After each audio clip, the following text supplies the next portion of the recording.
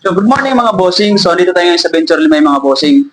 Ito mga boss, gusto ko lang linawin mga bossing yung mga Raider FI natin, tsaka Raider Carb. Sa mga nagtatanong kung legit nga ba mga bossing, yung ating 6,000 down payment, 8,000 down payment, yes, super legit po yan dito sa Venture Limay mga boss. Bataan po to, Limay Bataan mga bossing. Sa ating Raider FI mga bossing, Suzuki Raider FI, 8,000 down payment lang mga boss. Ayan o. 8,000 down payment sa Suzuki Raider FI. Pagdating naman sa Raider Card mga boss, 6,000 lang. 6,000 down payment lang mga boss sa Raider Card natin.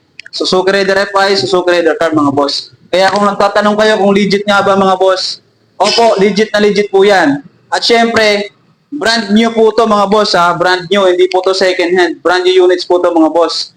At syempre, kasama na po dyan sa 8,000 down payment nyo, sa 6,000 down payment nyo mga bossing, yung 3 years registered, 3 years insurance, may kasama pang full face helmet mga boss. May full face helmet pang kasama yan mga bossing.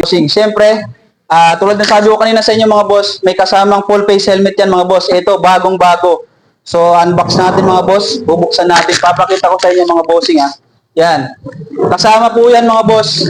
Dito sa ating promo mga bossing. May kasama pang full face helmet, 3 years registered, 3 years insurance. Kasama na po yan mga bossing. Magdadawang payment lang po kayo ng 8,000 para sa Raider FI, 6,000 para sa Raider Card natin mga boss.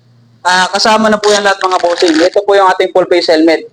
Kaya sa mga nagtatanong kung legit nga ba, super legit po mga bossing.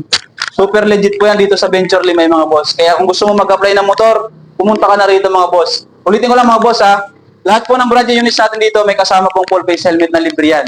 Kaya kung gusto mo mga murang motor, murang down payment, dito lang yan sa Venture Limay mga boss. So ano pang hinihintay mo? Apply na.